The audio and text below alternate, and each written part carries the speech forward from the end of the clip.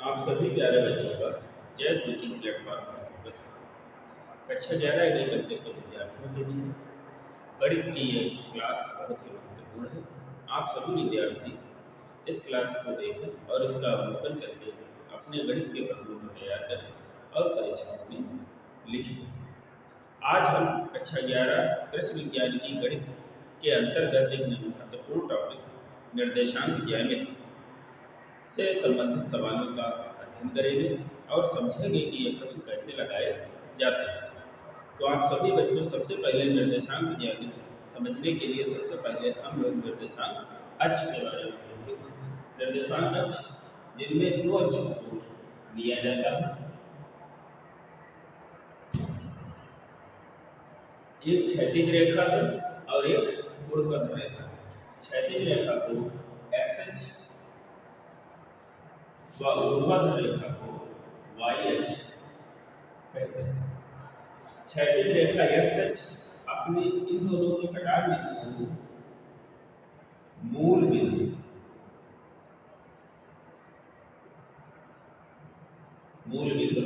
कहते हैं और मूल बिंदु से एक्स अक्ष बाईं तरफ धनात्मक होता है, दाईं तरफ ऋणात्मक होता है।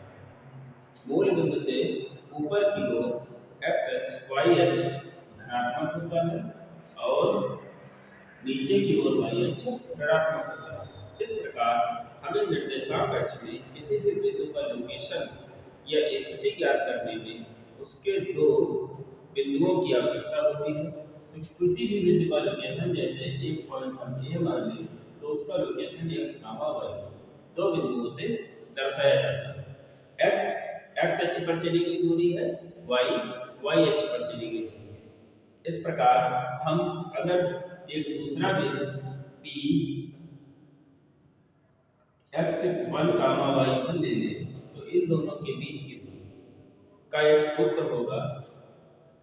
इसको हम x2 और y2 कर देते हैं मेरे बच्चों। तो इन दोनों के बीच की दूरी का सूत्र p बिंदुओं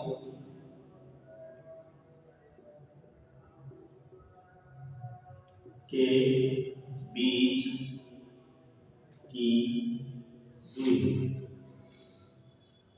और इसका सूत्र हो जाएगा d बराबर under root x1 minus x2 का whole square y1 minus y2 का होल स्क्वायर। तो प्यारे बच्चों, इस फार्मूले का यूज करके हम एक प्रश्न लगाएंगे। जैसे कि आपके पाठ्य पुस्तक में एक प्रश्न है कि दो बिंदुओं के बीच की दूरी ज्ञात करो। प्रश्न ऐसा है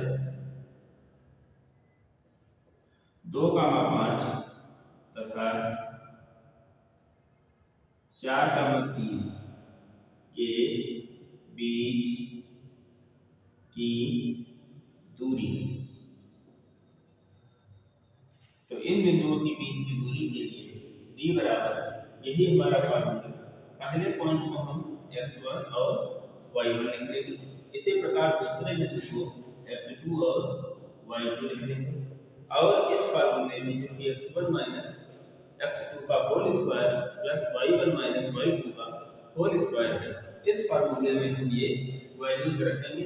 x1 की जगह 2, y1 x2 की जगह 4 का होल स्क्वायर प्लस y1 की जगह 5 और y2 की जगह 3 का होल स्क्वायर। अब हम जब 2 में से 4 घटाएंगे तो प्यारे बच्चों हमारे पास बचेगा -2 का स्क्वायर और फिर 5 में से 3 घटाएंगे तो बचेगा 2 का स्क्वायर। तो प्यारे बच्चों -2 का स्क्वायर करेंगे तो 4 और 2 का स्क्वायर करेंगे तो 4, तो आ जाएगा रूट 8। 8 का वर्गमूल करेंगे प्यारे बच्चों तो आ जाएगा 2 अंडर रूट 2 और बीच की दूरी के लिए हम यूनिट को इकाई लिख देते हैं, 2 अंडर रूट 2 इकाई। इस प्रकार हम दो बिंदुओं के बीच की दूरी निकाल सकते हैं, जो कि बहुत ही आसान सूत्र से निकल जाएगी। ठीक है। तो प्यारे बच्चों, बिंदुओं के बीच की दूरी के फार्मूले पर आधारित एक प्रश्न जो आपकी विगत परीक्षा में आया हुआ है, ये कह रहा है कि बिंदु ए बी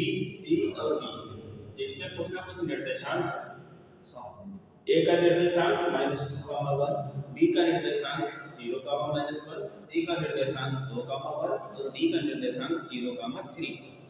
एक वर्ग के शीर्ष ये दो बिंदुओं के बीच की दूरी के सूत्र के एप्लीकेशन पर आधारित प्रश्न है, उसी के आधार पर ये लगाया गया है। हमें सिद्ध करना है कि ये चारों पॉइंट मिल करके ये चारों बिंदु एक वर्ग बनाते हैं, एक स्क्वायर बनाते हैं। तो इस प्रकार हम अगर इनको एक स्क्वायर शेप के किनारे लिख दें ए बी सी डी, तो हमें इनके बीच की चारों दूरियां चाहिए और दोनों विकर्णों की लंबाई चाहिए। अगर ये चारों दूरियां यानी इस चतुर्भुज की चारों भुजाएं आपस में बराबर आ गई और दोनों विकर्णों की लंबाइयां बराबर आ गई, तो यह चतुर्भुज एक वर्ग कहलाएगा। तो जैसा कि आपको पता है कि a का कोऑर्डिनेट a के निर्देशांक -2, और b के निर्देशांक 0, -1, तो इन दोनों के बीच की दूरी निकालने के लिए हम AB के बीच की दूरी को AB से लिखेंगे। a का निर्देशांक -2, और b का निर्देशांक 0, -1। इस प्रकार हम पहले निर्देशांक को x1 y1 और दूसरे निर्देशांक को x2 y2 लिखेंगे और बीच की दूरी को हम लोग AB से लिखते हैं। और इसके लिए हमारे पास जो सूत्र या फार्मूला है वो क्या है, x1 - x2 का whole square plus y1 - y2 का होल स्क्वायर। और इस फार्मूले में हम इनकी वैल्यूज रखते हैं। x1 की जगह हमें कितना रखना है, -2 रखना है, माइनस x2 की जगह कितना रखना है, 0 रखना है का होल स्क्वायर प्लस फिर क्या है y1 है, y1 की जगह क्या रखना है, 1 रखना है, फिर y2 की जगह -1 रखना है। यहाँ सूत्र में माइनस है तो ये माइनस और माइनस चिन्ह को प्लस कर देंगे। तो इस प्रकार हम लिख सकते हैं -2 में से 0 जाएगा तो कुछ भी नहीं बचेगा, -2 ही बचेगा और -2 का स्क्वायर आ जाएगा प्लस एक और एक जोड़ेंगे तो 2 का स्क्वायर आ जाएगा। इसी प्रकार -2 का स्क्वायर कितना 4 आएगा और 2 का स्क्वायर 4 आएगा और 4 जोड़ देंगे तो √8 आ जाएगा। इस प्रकार प्यारे बच्चों AB साइड या AB भुजा का मान कितना आ गया, √8। इसी प्रकार हम लोग BC निकालेंगे तो B वाला पॉइंट नोट करेंगे 0, -1 और C वाला नोट करेंगे 2, 1।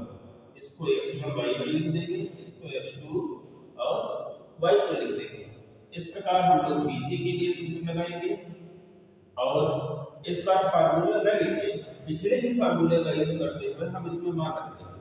तो पिछले फार्मूले में x1 - x2 था, यहाँ x1 का मान 0 है, x2 का मान 2 है, तो हम लोग क्या लिखेंगे 0 - 2 का स्क्वायर प्लस y1 का मान -1 है और y2 का मान 1 है, तो हम लोग जब रखेंगे तो -1 - 1 का होल स्क्वायर।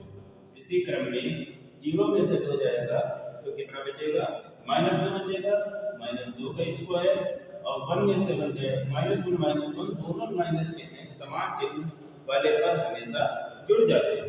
तो इस प्रकार -1 जुड़ करके -2 का होल स्क्वायर हो जाएगा। -2 का स्क्वायर करेंगे तो कितना आएगा, 4 आएगा और उसका भी स्क्वायर 4 आएगा। किसी भी माइनस की संख्या का वर्ग प्लस का हो जाता है, 2 का वर्ग 4 होगा और हम जोड़ देंगे तो 4 4 8 का आ जाएगा। इसी प्रकार प्यारे बच्चों हम लोग CD निकालेंगे। CD के लिए हमें क्या जरूरत पड़ेगी, CD के लिए हमें C की जरूरत है 2, 1 और D के लिए हमें D की जरूरत है 0, 3 और CD सूत्र के लिए CD का सूत्र लगाएंगे। सूत्र वही है जिसमें हम लोग मान रखेंगे। C वाले को x1 y1 मान लेंगे और इसी प्रकार D वाले को x2 y2 मान लेंगे। x1 का मान रखने पर x1 का मान हमारा कितना है, 2 है। अगर हम इसी सूत्र में वापस तो फार्मूला पे ही लिखना है, दो बिंदुओं के बीच की दूरी का सूत्र सेम है। x1 का मान हमारा बदल गया, कितना हो गया, 2 हो गया। इसी प्रकार x2 का मान बदल के कितना हो गया, 0 हो गया, तो हो जाएगा 2 - 0 का होल स्क्वायर। फिर है प्लस, उसके बाद y1 का मान बदल के कितना हो गया, 1 हो गया, y2 का मान बदल के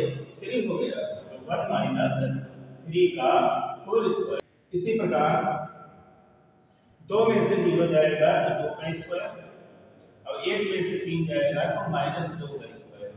2 का स्क्वायर 4 आएगा और -2 का स्क्वायर भी 4 आएगा। तो कितना आ जाएगा मेरे बच्चों? 4 4 8 आ जाएगा, 2 8। इस प्रकार हम 3 भुजाएं निकाल चुके हैं। अभी हमारी चौथी भुजा निकालना बाकी है, जो AD, उसका भी मान हम लोग इसी क्रम में निकालेंगे। तो AD का मान भी √8 इकाई ही आएगा। तो ये पहले बच्चों आपको निकालना है। ए वाले और डी वाले कोऑर्डिनेट नोट करके इस फार्मूले में रखना है। इससे आपका मान AD का भी √8 इकाई आ जाएगा। जैसा कि हमने देखा प्यारे बच्चों, हमने वर्ग की चारों भुजाएं निकाली और हर उनके प्रत्येक भुजा का मान AB का मान भी √8, इसी प्रकार BC का मान भी √8 और CD का मान भी √8 और इसी प्रकार AD का मान भी √8 आया है। अब हमें बेटा जब ये चारों भुजाएं बराबर आ गई तो ऐसा चतुर्भुज जिसकी चारों भुजाएं बराबर हैं उसे हम वर्ग नहीं कर सकते। उसके लिए अभी दो विकल्प हैं आपके पास, या तो वो समचतुर्भुज होगा या वर्ग होगा। हमारे प्रश्न ने हमसे पूछा है कि सिद्ध करो ये एक वर्ग के शीर्ष, तो हमें इनके विकर्णों की लंबाइयां भी ज्ञात करनी पड़ेगी। अगर विकर्णों की लंबाई आपस में बराबर आ गई तो ये वर्ग के शीर्ष हो जाएंगे, अन्यथा नहीं होंगे। तो इस क्रम में हम लोग पहला विकर्ण जो कि A से C तक है, AC, इसकी लंबाई निकालने के लिए A का कोऑर्डिनेट -2, 1 और C का निर्देशांक 2, 1 नोट कर लेंगे। पहले निर्देशांक को x1 y1, दूसरे को x2 y2, और इसी क्रम में AC निकालने के लिए हम लोग उसी सूत्र का यूज करेंगे, x1 x2 का whole square plus y1 y2 का होल स्क्वायर, और इसमें वैल्यूज रखते हुए x1 की जगह -2 रखेंगे, x2 की जगह 2 रखेंगे तो -2 का होल स्क्वायर प्लस y1 की जगह 1 रखेंगे और y2 की जगह 1 रखेंगे। तो 1 में से 1 -2 दोनों ऋणात्मक संख्याएं हैं, दोनों समान चिन्ह की संख्याएं हैं, जुड़ जाएंगी। -2 -4 का होल स्क्वायर, तो 1 में से 1 जाएगा 0 का स्क्वायर, -4 का स्क्वायर 16 होगा मेरा बच्चों, 0 का 0, 0 जोड़ेंगे तो 16 दिया जाएगा, इसका वर्गमूल 4 आ जाएगा। इसी प्रकार हम लोग BD निकालेंगे। BD के लिए B का निर्देशांक 0, -1 प्यारे बच्चों, और D का निर्देशांक 0, 3 नोट करेंगे, और BD निकालने के लिए यही सूत्र यूज करेंगे। तो हम दोबारा इसको समझिए और इसी फार्मूले में मान रख लेते हैं। इसमें हम लोग इंडिकेट कर देंगे वो पहले पॉइंट को x1 y1, दूसरे पॉइंट को x2 y2। x1 का मान हमारा क्या है? 0, x2 का भी मान हमारा क्या है? 0, तो 0 माइनस 0 का स्क्वायर प्लस y1 का मान हमारा क्या है? -1 है, तो -1, और फिर हमारे सूत्र में माइनस होता है, y2 का मान 3 है का होल स्क्वायर, 0 में से 0 जाएगा, 0 का स्क्वायर, -1 -3, दोनों की संख्याएं माइनस की और समान चिन्ह की संख्याएं सदैव जुड़ती हैं। तो -3 -1 -4 का स्क्वायर प्यारे बच्चों। इसी प्रकार 0 का स्क्वायर 0 और -4 का स्क्वायर 16, 16 और 0 16 रहेगा, जिसका वर्गमूल 4 इकाई होगा। आप सभी लोगों ने देखा कि इस वर्ग की चारों भुजाएं निकालने पर प्रत्येक भुजा का मान 8 इकाई आया था, जबकि दोनों विकर्णों का मान 4 और 4 इकाई आया था। तो ऐसा चतुर्भुज जिसकी चारों भुजाएं बराबर हो और विकर्ण पहले विकर्ण की लंबाई दूसरे विकर्ण की लंबाई के बराबर हो, उसे हम वर्ग कहते हैं। ऐसे चतुर्भुज को हम वर्ग कहते हैं। अतः ये प्रश्न में हम कह सकते हैं कि दिए गए बिंदु हमारे लिए एक वर्ग के शीर्ष